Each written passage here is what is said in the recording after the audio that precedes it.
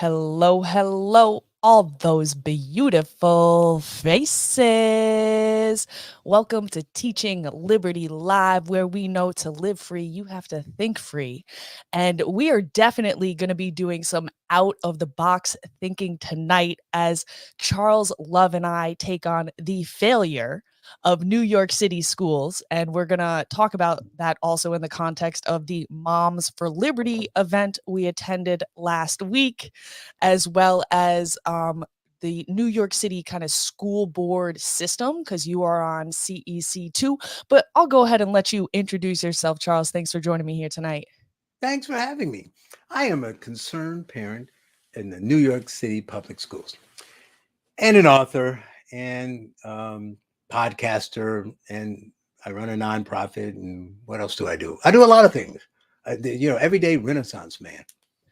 And you know what? Like, I could tell right away from like when I entered the room, the energy just shifted when you arrived at that Moms for Liberty event last week. I was like, I gotta know who this guy is. I threw my mic on you right away, got a comment. Of course, you had a lot to say when you were in on the panel in the town hall, and you have a lot to say on your school board, which I love to see. Parents involved, asking questions, and not shying away from, I guess, like, controversy, I guess, has like kind of a negative connotation, but it's like that's what life is, right? You got to get uncomfortable situations and make a difference for your kids. So before we get into it, I just want to remind anybody who is on the live stream, or hey, maybe you're checking in to the replay, make sure you hit that like button. I know you got a bunch of group chats with friends, so go ahead and copy and paste this link, share it with them, let them know that it's getting spicy in here tonight. And yeah, let's go ahead and get into it. So I guess the first thing is just sort of setting the scene here. Now, I don't know if you realize this, but I used to be a teacher in the New York City schools. Mm, I was a high school history teacher in the Bronx in the Roosevelt building. okay. And we parted ways, which is a nice way to say I was fired when I refused to get the COVID shot. But I was a highly rated tenured teacher. And I had for many years, pictured myself, going on to have a long career in the New York City Department of Education Mm. and taking on, the biggest challenges in the education world. And I still feel like I'm doing that, but in a different context. But you are in it right now. So, set the scene for me. What's going on in New York City schools? Well, there's a lot. There's a lot of moving parts, a lot of varying views, as would be the case in any group. So when you got a school system that is trying to educate and guide nearly 1 million students, you're going to have a lot going on. And you hear so much about the negative, and I'm sure there's plenty of good things going on too. But of course, people are going to complain about the things when they're issues. People don't, unfortunately, they sometimes do, but they don't in large numbers go around writing glowing reviews of their dry cleaner, their grocery store, their DMV, right? If somebody goes out of their way and it's exceptional, they'll write a good review, but they'll complain a lot. But if things you go in and it operated about how you thought it would, you don't go, thanks for being adequate. You don't do As that. it should be, though, as it should be. I don't Right. know. I feel like, people, you gotta let your voice know when you're complaining. It's nice to know when things are going good, but if people Right. aren't complaining, I guess that should be a sign they're going good, right? Right. That's the best way you're going to figure out. No one says, thanks for doing exactly what I expected you to do. So because of that, because obviously, I mean, you yourself, as you said, you were a teacher. So and I assume you felt you were doing, you weren't perfect, but you cared, you were doing a great job. You were doing the best job as you could. And so I can see we don't want to get into a situation where the teachers think that there's an us versus them thing and they think you're lumping people. I don't like the lump. So I don't Mm. like to say all. I hate when people say, those people, these people, how they are, blacks and gays and these people. They start the sentence with they. Well, you already failed because you can't capture everyone. So I can see how teachers would say, well, I got a problem because people keep saying we're doing this and I'm not doing that. So Got to get that out there. But Yeah, there's a very us versus them dynamic, mhm, and I would say, like, nationally in our politics, that is the way it is, and that's being refracted throughout all of our institutions, including education, and education employ is the, like, largest employer, right? The mhm, most popular job across the nation is teachers, so it makes sense that it is one of the main nexus points at mhm. which this conflict comes to a head. Not to mention that you talk about the number of teachers. There's also an oddly exponentially growing number of administrators in the school system that adds to the number of employees there, and we can get to that because I think that's a problem. So I put out the disclaimer that everybody's not bad and everything being done in the school system is not bad because we're going to talk about some bad. So what's going on, I think, not just in New York, but in education writ large, is um, a failure to lead, and we somehow lost an understanding of childhood development. We have lack of regard to what works and what doesn't, not because we don't know these things, but they've been replaced by feelings. So that is probably the easiest short snit way to put it, right? In the sense that you have, and I think people who push back against it, um, I appreciate them and I know why they do it. And I try to be the whisperer to explain to them better ways to do it. Because if you bring in politics, you already lose. Because if you, I don't know if you notice, you're going to get to the Moms for Liberty meeting, but I'm an independent who never talks about politics. There's 10,000 hours between my various radio shows I've done. I never pick a party. People have asked me on air to run for office, and I said I can't. And they say, why? Because you have to join a party, and I think they both suck. I say it regularly. You can probably see me saying it 100 times. So it was fascinating to see the borough president of Manhattan, my borough president, call me MAGA. That was odd. That's real. I'm MAGA now? Interesting. Thanks for explaining to me. I did not know. So I try to take politics off the table. Secondly, I try to assume positive intent. So even they're making it harder for me, though, Steph. It's getting harder. But I assumed for a while that even if you are on the opposite side of an issue with me as it relates to kids and you're trying, I assume you're doing it because you think it'll help. So you're not. So when I push back against my wonderful friends on the right, they'll say they're doing it because they want to change the country. Or they're doing it because they're fascist. And most of them will agree when I say, you're not wrong that there's some percentage, we can debate what that percentage is of people doing that. What I'm saying is that's the people at the top, that's the elite, that's the media, that's the people who are jockeying for patrol, that's the elected officials standing outside that building screaming at me. Yes. But the average people, the hundreds behind them, are just people who want what's best for the kids. They see a headline, they believe it, they don't read it, so they don't know that it's not true. They hear what their elected officials say. They don't like that. Who would like white supremacists? And then they join, right? So my hope is that I can peel off some of those if I just show them that what they're fighting for isn't working and what they're fighting against isn't really what they're fighting against. That will help. So because you were a teacher, that there are a percentage of kids who aren't reading and doing math at grade level, that we have struggles, that we want the world to be global. We talk about immigrants and migrants are part of the country and every melting pot, everybody should come here, but we don't really want to think global when we should, in the sense that we're competing globally, right? So Mhm. we don't look at it like at the fact that every other country, we also have kind of like, this is an ancillary problem. It's like, so sometimes you do something good and it has some negative things that happen that were beyond your control. So one that we used to talk about and we don't talk about more, and then I'll shut up so you can speak, is that America, we have these first world problems. America was a small country and became dominant. We became one of the world powers, then became the world power, which is a good thing in a lot of ways. One of the downsides is you kind of, just like the Roman Empire and many of the others, you start to rest on your laurels. You don't compete as hard because you're not hungry like you were at the beginning. So you take a step back and look around the world. Everybody in all these other countries are starting to beat us in math, but then they also speak two languages and they're better in English than we are.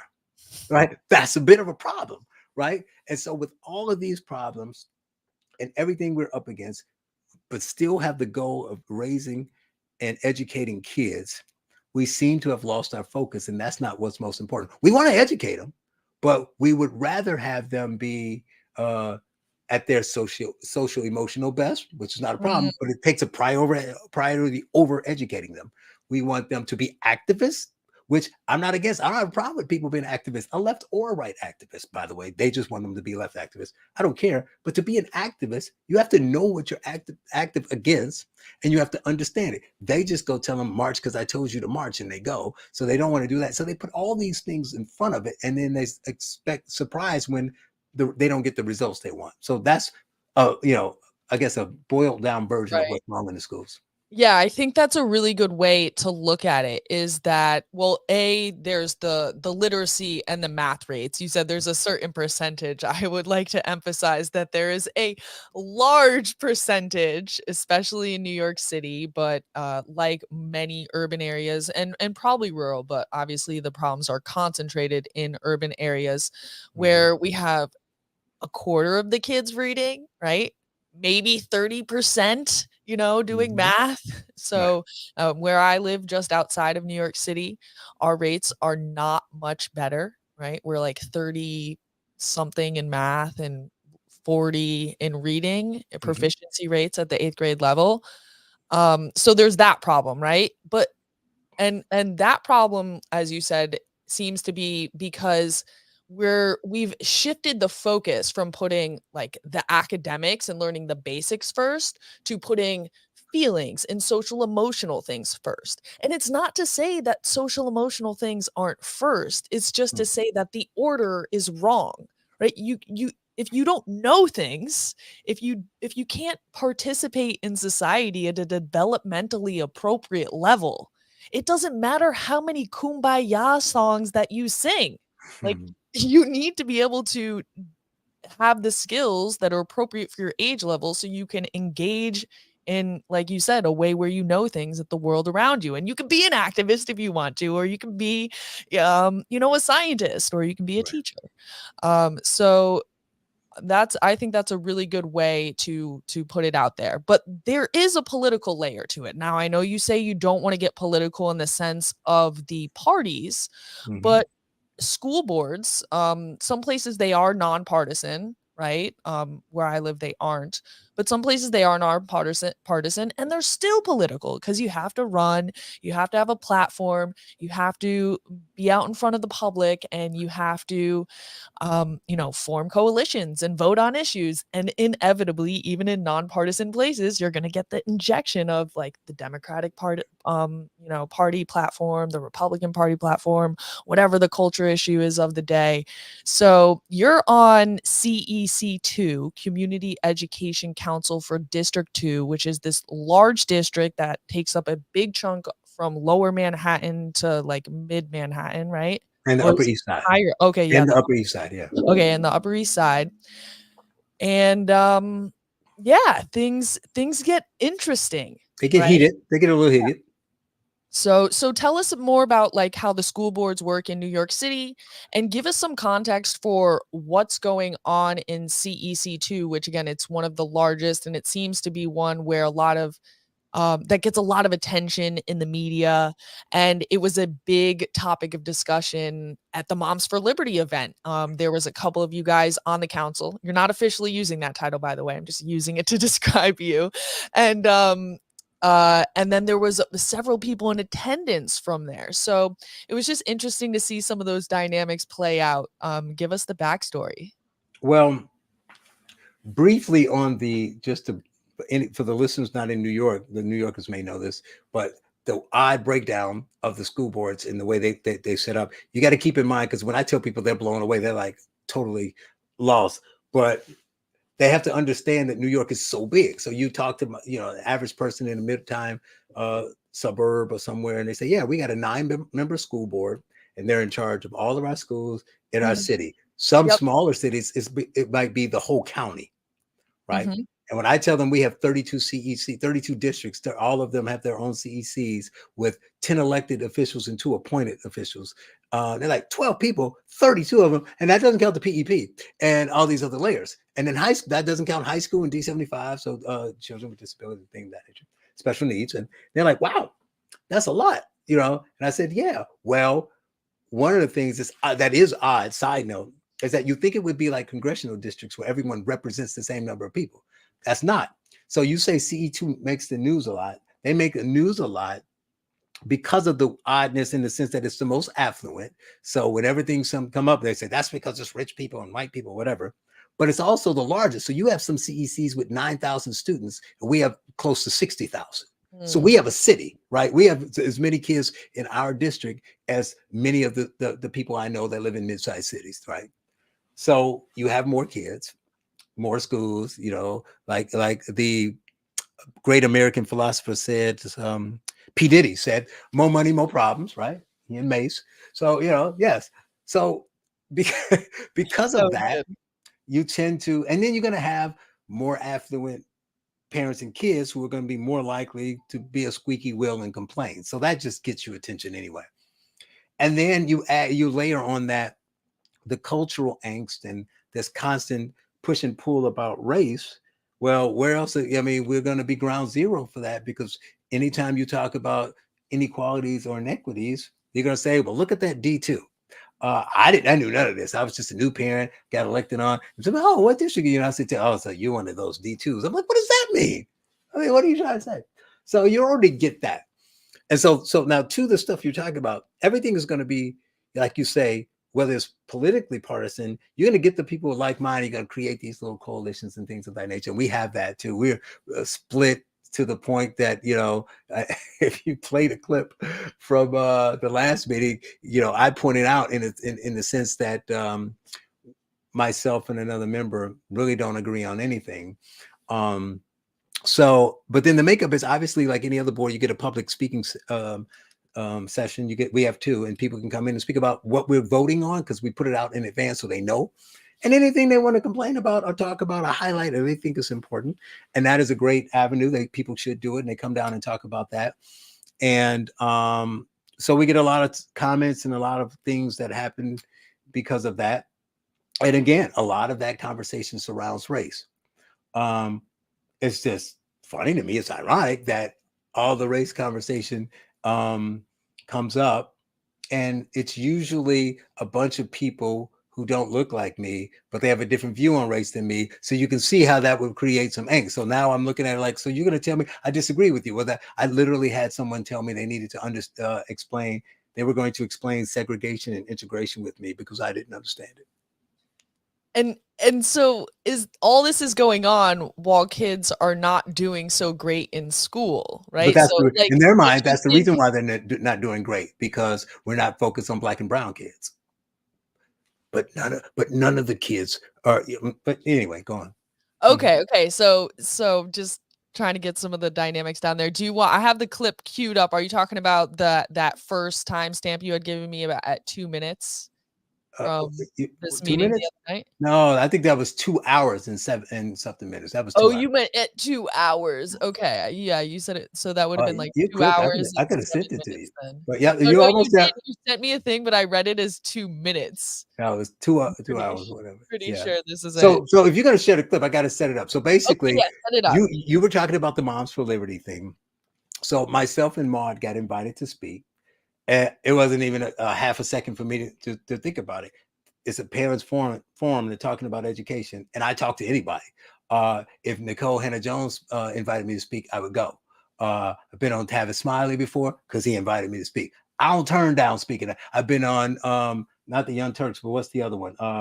Rashard Rickey. I'll go anywhere. So it's not a partisan thing. I've been on anybody's show. So you invite me, I go. I didn't even think about it. So they put out a flyer with a list of speakers and they put me on it. And then people started complaining. Well, why is he using his CEC title, which is that emailing us about it and telling, make sure you never use it, which is childish and foolish. So, it makes no sense, because who creates, like, if you invite me to speak at an event, do you really think I'm creating the flyer? Like, Right, I'm the I guest mean who's speaking and I'm right. creating the flyer. Are you really that dumb? But anyway, But also you're an elected official, like, aren't you no, but supposed apparently I to can't tell people I am. No, don't say that. You can't say that. So, so what happened was, I'm going to send you one, by the way. It's the same clip, but I was able to, like, clean up the audio a little because it'll be low. So then you'd be able to hear it. But Okay. while I'm talking, since you have that a bit capability, I figured I'd do that. So what was I saying? So I'm setting it up. I'm saying why they came there. So they came there and they were saying that, and I'm listening to the people speak, and they have issues with Martin Danielle, and that's fine. They have the right to have the issues. They have the right to speak. But what they're doing that bothered me is they're throwing me in with like, so Martin and Charles got invited to Moms for Liberty. Moms for Liberty is evil. They hate blacks. They hate gays. They quote Hitler, and Charles and Maud should step down or they should not speak. Maud has been quoted as saying XYZ. Danielle has been quoted as saying XYZ, and so they should do that. And person after person. So of course, I'm just steaming. I'm listening to this and I'm thinking, so I should not go speak because of some stuff Maud said. Maud's a grown woman. I'm a grown man. Let Maud speak for Maud, right? Keep in mind, now many of them, it's odd. You think in today's world, people Google people all the time, right? But I've written, I don't know how many articles for many publications. I've had several radio shows, got a podcast. You can find this easy. Audio. So that's important to the clip because I challenge them. I basically say, I'll pay you money if you go find me saying anything racist or homophobic. So then I'm listening to the people and they're going on and on. So after being called a homophobe and racist for 2 hours, I didn't take too kindly to it. And so I thought I wanted to address it. So they were saying I was a homophobe and a racist. They were saying I shouldn't speak in Moms for Liberty because they're homophobic and racist. They said I shouldn't use my title. And they said that Moms for Liberty has no home here and should not be allowed to speak here. So in this clip, after 2 hours of being berated, I decided I should say something. All right, and this is the cleaned up version that you sent me I from just raised the volume a little bit. It's not edited or anything. All right, cool. So, boom. Yeah, so my new business is to announce the surprising thing that about this town hall you may not have heard of that is taking place tomorrow. And a lot of the public speaking section was on that. The president had a comment about that. And I think it's important to make a couple quick points. I don't want to be too long, but there's a lot of talk, not just today, but in a lot of our meetings about the importance of diversity and multiculturalism and things of that nature. And, you know, as a black man, and some would say ADOS, an American descendant of slave, or freedman, we have black culture. And part of our culture is when challenged, we speak up and defend ourselves. So I know last month, Maud and Daniela were attacked. Maud wasn't there. Daniela didn't speak up. I don't know if Maud has something to say this time or not, but I will. Because I'm not going to sit here and allow a bunch of white people to lecture me on race. It's asinine. Did you notice how they talked about the LGBT issues, but they whispered, most of them, when it came to CRT and diversity? Because they knew it was absurd to sit here and tell this black man that he doesn't understand anything about race, and he, quote unquote, only cares about his other white people, because apparently I'm white. But to the LGBT issues, I don't speak for Maud or Daniela. They're adults that can defend themselves. But I like with someone to find me a quote. I'm willing to offer a bounty for you to find a quote of me disparaging someone who's gay or trans. It's asinine. You haven't heard me say anything because I haven't spoken, right? So that's an issue, one. Number two, the president, our illustrious president here, not wrong, made a statement about using the title and whether we should use our titles and things of that nature, and how it should be addressed and mentioned beforehand. So I'm not going to say anything about Moms for Liberty and throw them under the bus, because it's not like what they put on the flyer was a lie. If anyone here can say I'm not an elected official on CEC, do so. So it's not like they lied. But I want to say, if you want to say that, any logical person would say I didn't make that flyer. But I want to say I would ask. There's no one next to me but Sabina and Maud, and you know, since Maud is a hateful bigot, I asked Sabina because she's impartial. That is an email from Moms for Liberty, correct? And they asked me what?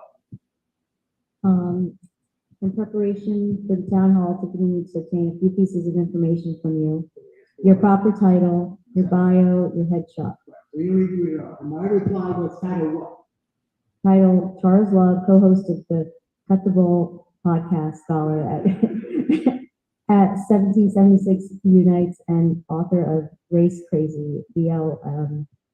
You want me to continue? Yeah, what did you say about CEC? Nothing. So I am not using the title. I am not speaking on behalf.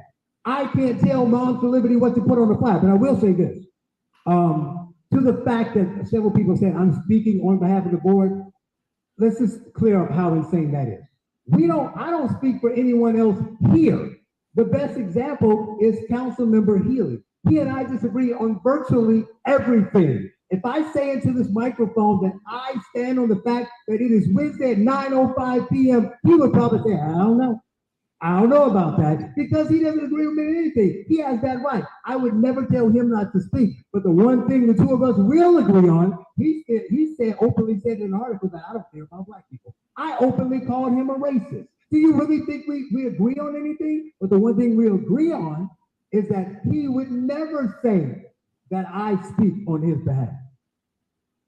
No one would ever think I do. And I would say the same about him. So if we don't speak on behalf of each other here at this table, why would any sane person think that I'm speaking on behalf of him elsewhere?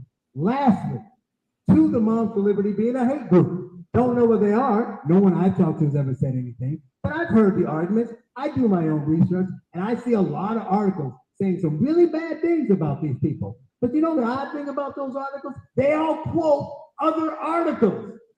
I ask people, give me a quote of something racist that they said. No one can give me a quote. It says, the southern part of the law, sir, blah, blah, blah, blah. No, tell me what they, if they're such open bigots, there's videos everywhere. Play them for me. All right, I'll leave it right there, because I feel like that's a good segue into, this larger conversation about Moms for Liberty and just what all these arguments are about and how they just miss the whole point. Right. So I love, first of all, that you went off like that. Right. Well, I'm here to say that you all hate black people and you only care about white people. I'm just gonna sit here and be quiet. Really? No, you picked the wrong one. Nope. And that's what I like. And it's so true. When you read these articles, there's no real evidence of the hate. It's just people saying they hate and then other people repeating it.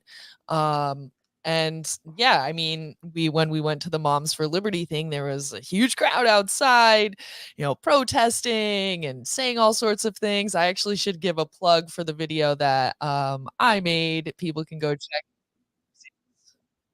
That's me. The video that I made for Restore Childhood, people can go check that out. Mm-hmm. And yeah, show them what we were facing. Yeah, a view of what it was like.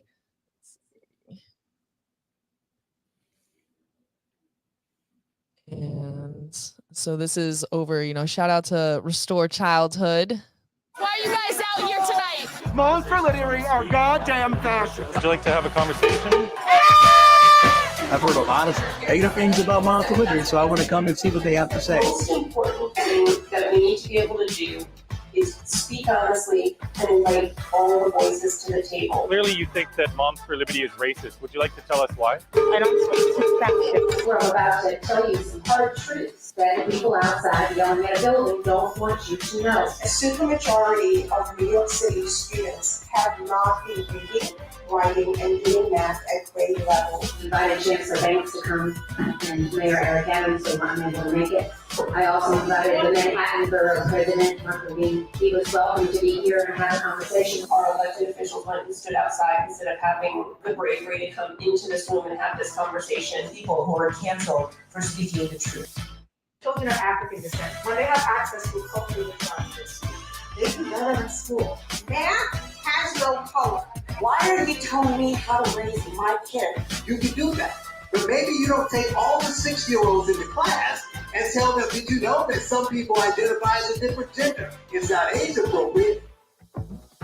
Let the teachers do the teaching job, you do your parenting job. The schools that shut down are not the schools we should back to. Teachers' unions have overplayed their hand and awakened a sleeping giant. About 2 years ago, started working on preserving their stories. Boom. So I what I really tried to do there was show that contrast between the conversations that we were having inside and what was going on outside. And of course you saw, and like you said, Ready to be an e-commerce pioneer? get mad at the people, right? They're annoying. It's unfortunate that we're not on the same side of the issue. And, I'll go out there and say my piece to them or whatever. But the real thing is that they are being propped up by our elected officials, right? The Yep. Manhattan Borough president, one of the state assembly members, city council members, all these people saying that this event shouldn't go on. But I do have to give props to there were several parents who came in, right? I think they were both from the CEC too, or parents in that district at least. And they made comments, they asked questions, and they were heated exchanges, but at least we came up and we were having a dialogue. And I do think that although they're going to like save face, they might not say it. I do think both of those parents walked away disappointed in the sense that their biases were not not proven right. Like they were disappointed that we were pretty common sense people, and it was like anticlimactic, I guess, for them in that sense. But who knows? Maybe I'm totally wrong. But that was just my sense that I got from those interactions. But talk a little bit more about the Moms for Liberty event and how you saw what was going on outside versus inside, and what you think this means like for the future of education, for how we're going to get through this, and what possibilities there really are. Well, people need to continue to speak because people need to be able to, and they need to continue. That's the only way the people who aren't honed in and paying attention are going to learn what's really happening. But beyond that, I think that a couple things that are not that good that I could take from it. I mean, I already knew it, but it confirmed it. Because I said it's funny because I travel and I speak a lot, but because I don't talk about politics, I've seen it on TV, but I've never been around, an event like this. But the one thing that I noticed was one, and I talk about it in that clip if you went a little bit further, it was my last point. I talked about the fact that, and Moms for Liberty might be right wing, but the last time I checked, a bird had two wings. You all are left wing and we let you speak. Why can't they speak? And if they're wrong, you just tell them they're wrong. So the key to that, so I said that on Wednesday. Thursday, I go to the event and talk about proving my point, is that you were there, you can attest. I don't know, you're more of a journalist, you probably paid attention. I didn't count, but I would guess 30 police officers total. If you count both sides of the street, around there, 20 to 30 police officers outside, right? It's a lot, yeah. Cars on the corner. The street was basically closed. You could walk down the street, feel on the block. Couldn't really drive down the street because the protesters were in the street. So here's the thing I pointed out. If I don't know, and I use this because I like the most extreme example. I don't know who it is, but whoever is the strongest pro-trans and pro-child transition activist in the country met up with anti-racist himself, Ibram Kendi, and they went to Texas to do an event on the glorious wonders of transitioning and anti-racism. I would venture to say that venue would not need 30 police outside. So that's the one thing. I mean, it definitely struck me when I was there that there's a lot of resources by the city being put into this event, right? Those exactly. Now, personally, as somebody who was out there, you're glad they were there. Yeah, I was kind of, now that's when they're, I've been on the other side. Like I did a lot of the Freedom Rally protests and I did some sit-ins and stuff. And like when they send the army of police after you, of course, like that's not cool. When they send them to come kick your 5-year-old son out of a restaurant, that's not cool. But obviously, this is why I'm not like a back the blue kind of person, but I'm also not a like defund the police kind of person. But yeah, when they're there and you kind of can have no fear about going into the crowd, which I did. I went into that bullpen with my camera and tried to engage with them. Of course, they all surrounded me, but I really was not fearful at all. Like, first of all, I don't think it should be necessary. Is my point. Yeah, no, I agree. I think it was a lot of wasted resources, and especially, and again, I guess it's just another reflection of the conversation we were having. Again, it's like, okay, what should we really be talking about? We should really be talking about kids you know, who can read. So we need phonics, science of reading. We need kids who can do math. So they better be memorizing those multiplication tables. And like, obviously 2 + 2 is 4. Like, let's, you know, and then we can talk about the other things. So Yep. yeah. So there was that aspect of it. Yep. So that was one. And then the other thing that was just simply the importance of having these in the sense and recording them, you know, because they're live streamed, no one edited the footage. So you know it is what it is. Because if people can see it, now how you get to them is one. So I sent it to several of my friends who I know are liberal, they're pro-black. So if it would have been anti-black, they would have called it out, right? The whole nine. And they watched, and it actually changed their mind on the sense, in the sense of what I would tell them about how the media manipulates. They would say they would kind of believe me, but they thought I was over that I was exaggerating. But they watched those people outside, particularly the elected officials, the borough president screaming. Side note, they're sending me emails and talking to us saying, don't use your title, but they were using the title when they were calling me a fascist and MAGA. Right. So what's that about? But anyway, so when the borough president's standing outside saying they're MAGA, and the one guy saying, I'm going to make this a sanctuary state for you to come and have gender change surgery or whatever they call it, you know, all that kind of stuff. And these people hate kids and they hate blacks and they hate gays and they're anti-vax. Then they watched the town hall and they were like, and I prefaced it. I said, now you may have disagreed with some things you hear. I'm not asking you that. I'm asking you, did you hear hate? My friends called me like, disagree. I didn't even disagree. Hear hate. I didn't even disagree. I didn't hear anything I disagree with. What's the problem? I said, you do realize the video I showed you, the people screaming outside, that's what they were protesting. And they couldn't believe it. They were like, you're making that up. I'm like, no. The borough president tweeted it from his own Twitter account. So it's not like I edited it. He tweeted his own speech. You saw the video. That's the building where he's saying the MAGA people are. And they couldn't believe it. I was like, I can't believe that they would just blatantly lie like that. Ta-da.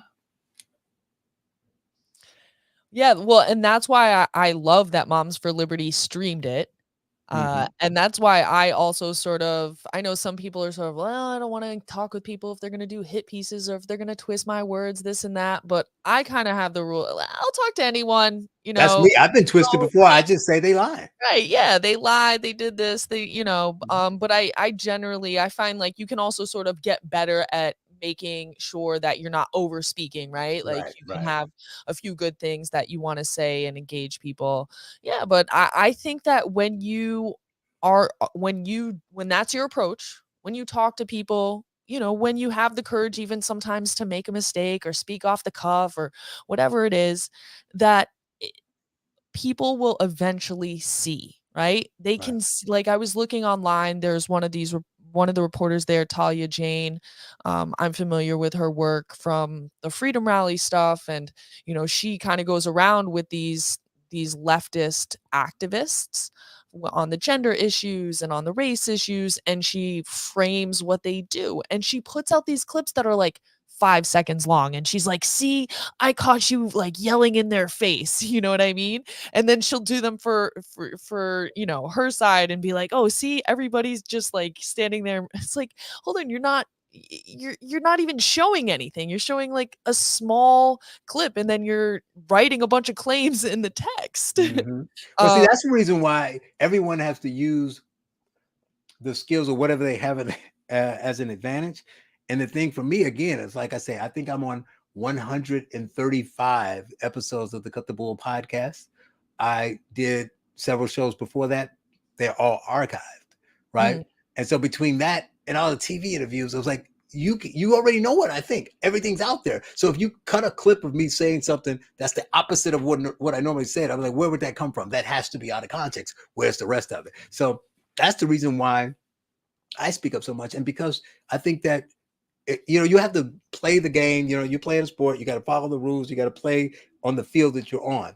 And since we're in a culture that's saturated with race, so I say stuff that I probably wouldn't normally say, but I say stuff because white people should be able to say it. They can't say it, so I'll say it.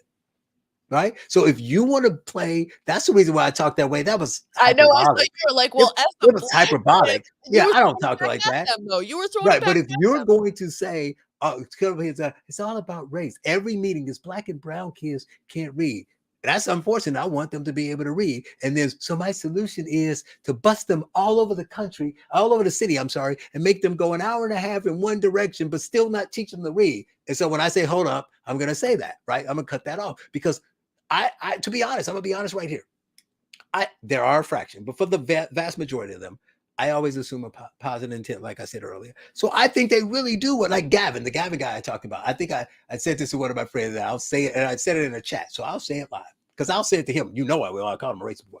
I 100% believe you're a racist. That's not hyperbolic. He is absolutely a racist. However, he doesn't hate blacks. And so people say, aren't those mutually exclusive? No, he really wants black kids to do better.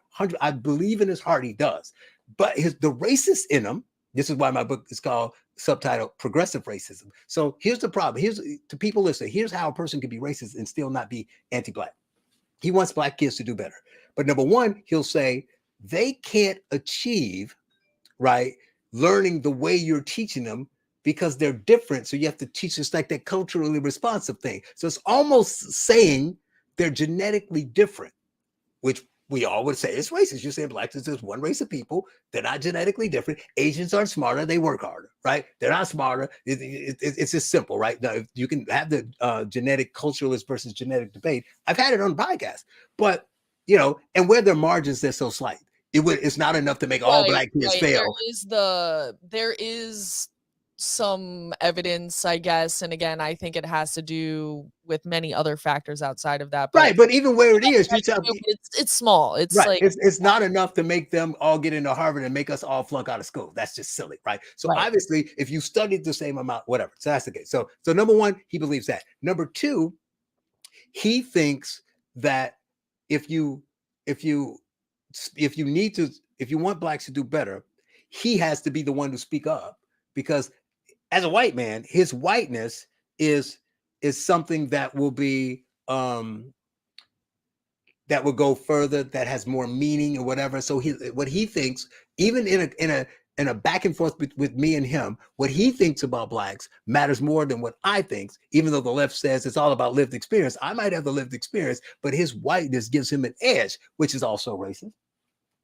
And he thinks that they're not going to succeed on their own. So the only way they're going to succeed is somebody helps them. Somebody changes the situation. You can't give them the same opportunity as anyone else and expect them to succeed. So those are textbook thoughts of a racist. So that's racist. It just is what it is. I'm not trying to be mean. If you think that, so he walks into school and says, like, this school doesn't have enough blacks in it. What's the right number? And why aren't they getting in? Because it's a selective enrollment. You have to take a test. That's why we have to get rid of the test. So you saying blacks can't pass the test? The hell is wrong with you? You're insane. Of course they can pass the test. And here's the argument I made at a different board meeting. Very few people captured it. I said, you have a test to get into a school that you say is supposed to be for the brighter kids. You say you want my black kids there. Good. So your way to do that is to lower the standards and just let some in.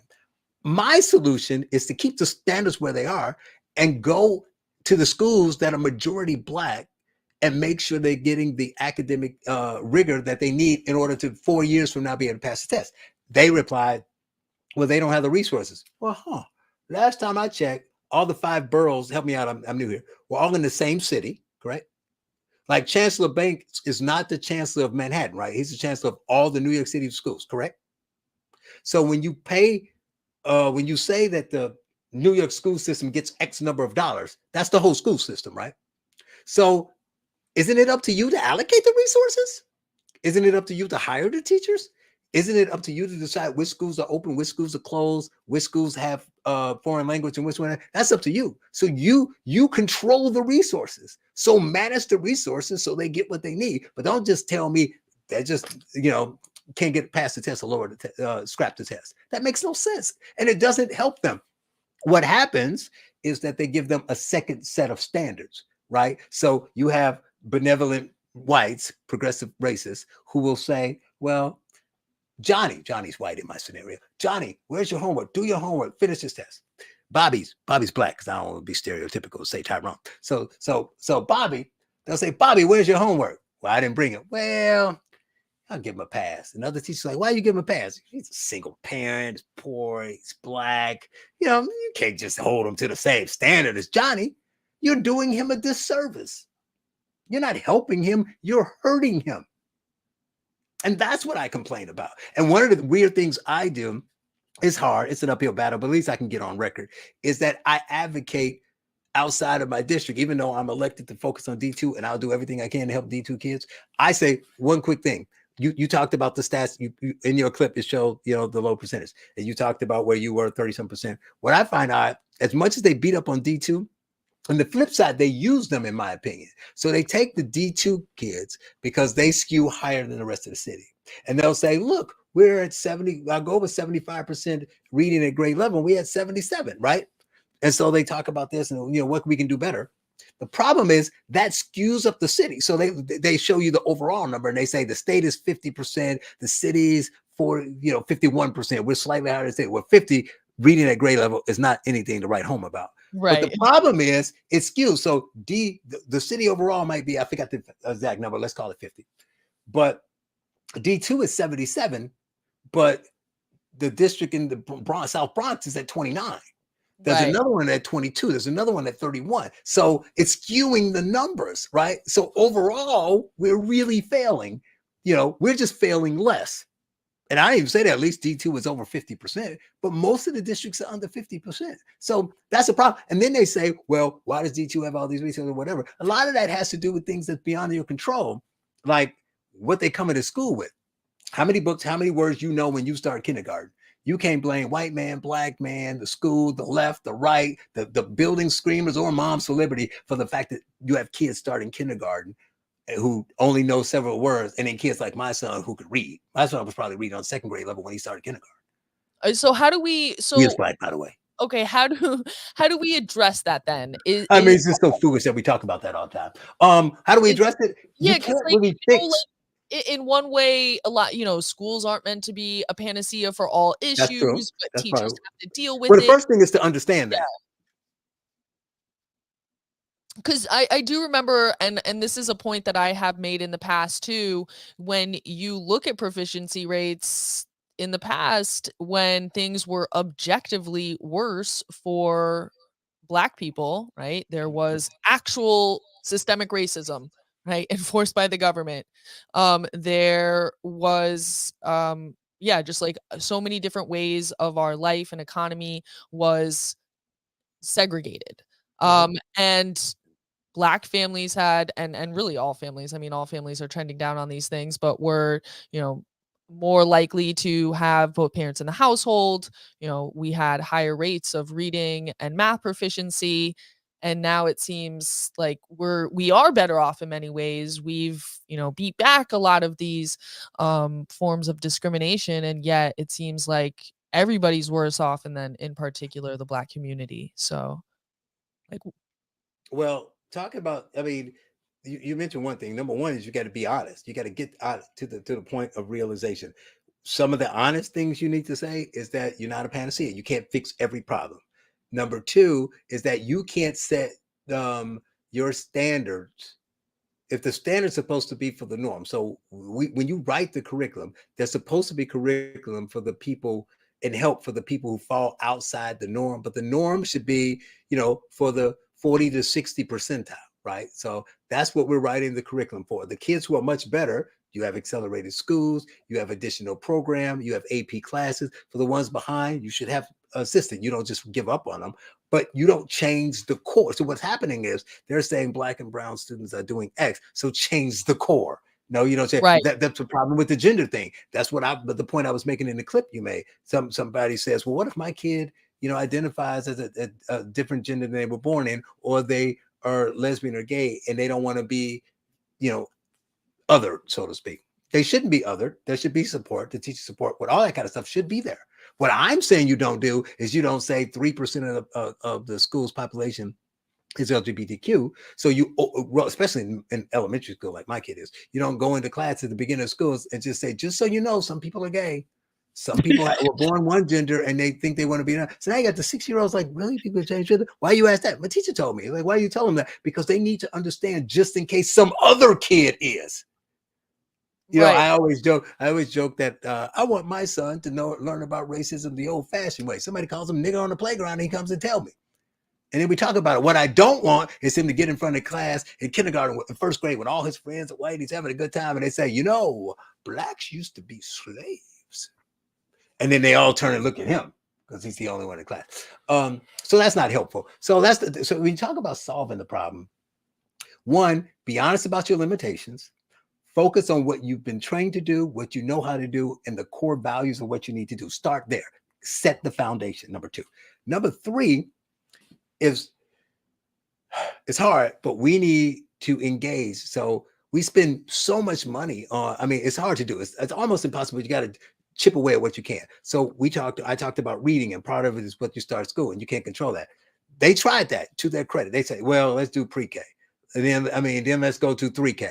And they find it didn't really have the results that they thought it would, and it didn't last because there's no way to make sure you maintain it. And the way it's implemented, it becomes just babysitting and making sure people get food. The quality isn't there. Right, because they couldn't get, they oversold and they couldn't get the teachers they need. But the third factor, we need to start, the real thing is, when do people start, when do children, I think you have a child, when do children start to learn words? At what age? They really, 2, they can say some words. 3, they usually start talking, Yeah, but I ain't talking. They're hearing words. Even when they can't talk, you can say something to them and they can nod and because they know what you're saying, right? Oh, right. Yeah, for sure. Before months, right? Months, 18, 19 months, right? So if that's the case, even coming in at 3, you're still going to be behind the other kids. So why are we're spending money on free lunch, on this? Some of the people talked about how in one of the videos how drag queen story hour is so great. So you have a program where somebody comes in and read to them. How about we spend some money on a reading program where we go through the neighborhood and read to kids, read to kids, like read to young kids. We just spend money. The public schools are sponsored by the city. We're going to come read to your toddler. Right? Why don't you think outside the box in that way? Or you just get kid books and you pass them out, because they say it depends on how many books are in the house, right? Poor people aren't buying books. Give them books. Right? It's not going to solve all the problem, but every little thing you do. I tend to think that the government should just not take your money to do these things, and they really should not. So you can, right. I'm not. I'm just saying. Yeah, I'm just saying, like, logically speaking. Yeah, I wouldn't fund any new programs without getting rid of programs. So I take money from something else and put it over here. But I'm just saying, you're spending money on stuff doesn't work, right? And then the things work is like, it's not really our place to do. That's all I'm saying. You're spending money on things won't work. So last thing, because I don't know how much longer you want to go, but I got to get this in, because part of the Moms for Liberty thing was great, but part of it is because we had so many topics, we didn't get that much time. So there's this exchange that people have been sending around of me and a woman talking about culturally relevant teaching and my issues with it. And because it was so short, I didn't get to really lay out all the problems with it. But I started. I was saying, well, one, who's going to teach it? If the people who are teaching it don't know the cultural relevance that you think they should know, then you already fail. Well, white teachers can teach it. We just have to teach them. But who's going to teach them? I don't trust left-wing teachers who think all blacks were slaves to teach a white or black teacher to explain the culture. Number 2, she said something about African people of African descent, because I want to be clear that all blacks aren't the same. So which African culture are you teaching? Are you teaching Ghanaian culture? Are you thinking culture from the Congo, Nigerian, Black American? How much time are we going to have to do all this kind of stuff? And third, probably the worst thing is we're assuming, that I rail against the most, is we're assuming because of skin color, people have the same thing. Because think about what she said. If they read books with characters that look like them, but she also said math problems. So that's why I made the Jamal thing. Characters that look like them and math concepts they understand. So I was thinking about, I knew we were doing this interview. So I don't know, maybe that's why I popped in my head. My son's 8. My son was taking a shower. And he's in the shower singing. He's a bad singer. That's my son too. Hopefully he'll get better. He's a bad singer. But I just want to give you all the songs. I don't coach. I love all kind of music. I listen to R&B. Marvin Gaye's my favorite singer. So it's not like I'm telling him, don't listen to black or white music. Usually these are the songs he listens to. And he's in there and he's singing Bohemian Rhapsody. He was singing Train, Hey Soul Sister. He sang an Adele song. I don't know how long the shower was, but he was singing Black Hole Sun by Soundgarden. And it made me think about this, because I always say this. You're saying they learn better because it's something, which is true. See, part of what they say is always, what you're really saying is people learn better. They learn to read better if there's something they're interested in. 100% true. The problem is you're assuming that my son is only interested in black. Can I? Oh, you You froze think right when that in order for him to understand, it's got to be black stuff. right. Right. And that's not necessarily the case. What if he's a black kid and he loves hockey? You'll never give him a book on hockey because you're like, you're black. So that's not what you want to read. So that's the problem with cultural relevance. You're assuming based solely on looking at me, because it's not like you get to interview every kid to say, what's your culture like at home? So I can Right. make sure tailor the teaching so it matches your cultural relevance. You just say black, why don't you get my Martin Luther King book? Right. And he's like, I am Ghanaian. I don't really care about Martin Luther King. Yeah, my son, he's biracial, so and I certainly see him sort of, like, struggling with it in a sense of, like, "Okay, well, my mom's family is white, and, like, my dad's family is black, and, like, what does that make me? And, like, what is my culture? And, like, like, oh, is this white people things, and these are black people things?" And, I feel like when you deal with it in these contexts, it can be kind of funny, it can be cute, it is sort of what Right, it because is. it's natural. It's not forced in the classroom. Right, right, that's what I'm saying, but when it starts going in the classroom and you have other people talking to him about it and telling him what he should and shouldn't, it's just like, again, we've lost focus on what the purpose of schools are, and it brings me back, and we'll wrap it up in the next few minutes here, but it brings me back to a lot of the things that I heard people who would consider themselves on the other side from you and I, like that one guy in the video, he goes, "Let the teachers do the teaching and the parents do the parenting," and I'm like, "Yeah, like let the teachers teach math and the parents teach," but actually he was on like the other side, and what he was saying is that parents should have no say in what gets taught in schools, right? Like You just schools feed should them and buy them some clothes and shut up.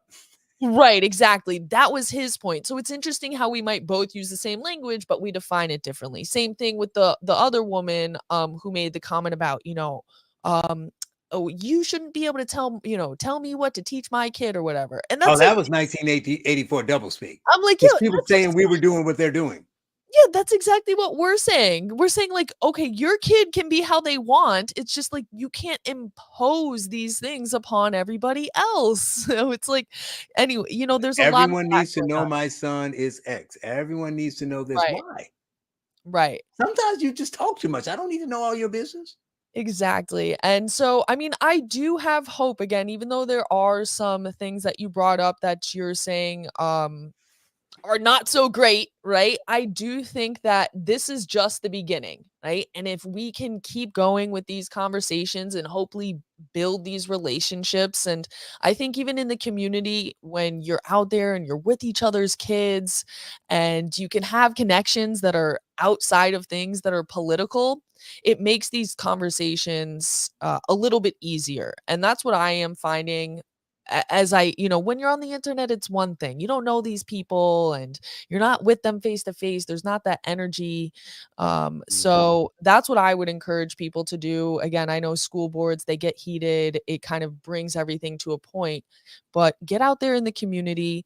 Uh, meet your neighbors, meet the kids and the parents and the families that your kids go to school with, and get to know your reps and have other things going on in your life. I remember I used to work with a teacher and we must have had every single political view differently, but we ran down the street pushing her son's car when the starter broke, like, and when you can do that type of thing together, it doesn't matter what you think about, a lot of these other political issues. Were you So trying to push him in a ditch?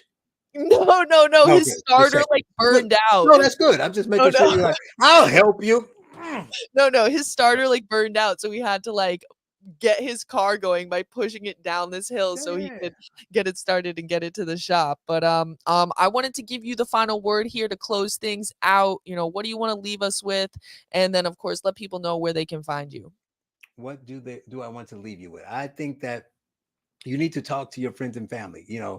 Gone are the days, it was fun while it lasted, when we used to tell people, be friendly and open and talk to people. Just don't talk about religion and politics. You need to talk to everybody about this culture stuff. It doesn't have to be religion and politics, but about what's going on in school, what they think about the border, not politically, like who are you voting for, just like, do you think it's good or bad that, you know, a lot of people are coming on board? Do you think we should defund the police or do you think we should? And hear what they say, because you'll find many of your friends and many of the people in your circle agree with you. These like, maybe I'm not as crazy as I thought I was, because if you watch the media, they are overrepresented by people who think who are crazy. I'm gonna call them crazy. It's a podcast. It's not the board meeting. Like I said, they are over represented by crazy people who don't believe, who are liars, and they don't believe what they say. They say one thing and they live a different way. So don't believe them. So get out, touch some grass, talk to some real people. Twitter's fake, and you'll find that America is still made up of most people who either agree with you or they're like, I disagree with it, but I don't really care. And then now you can find a common point where we all agree, and you can push things in the right direction. And Moms for Liberty is, so far, I'll keep investigating, but I don't think they're white supremacists who love Hitler. Again, yeah, I'm going to always be critical of everybody, skeptical, do my homework. But like you said, I'll talk to anybody, I'll engage with them, and I'll report back what I found. Moms for Liberty, haven't found anything that I would say is negative so far. I certainly don't agree with every position they take. You know, I'm more like, I'm actually a registered Democrat and things like that. Yeah, You know? yeah, you're MAGA because you were in the room. Yes, I know. Well, listen, the local Democrat Party boss here in my town just called, you know, anybody who doesn't agree with like the establishment Democrats MAGA too. So it's They like, call Eric Adams MAGA. Eric Adams is MAGA now. It's just, which means Chancellor Banks is MAGA because he's appointed by the Black Trump. So why won't he come and join me and fix this? They ain't really black, man. He ain't black, no. All right, I think that's a great place to end it. I appreciate everybody who came out there and checked in. Make sure you've hit that like button. Again, share out this stream with your friends. If you're new here and happen to find your way here, hit that subscribe button. And until next time, remember, think free, live free, and give all the glory to God.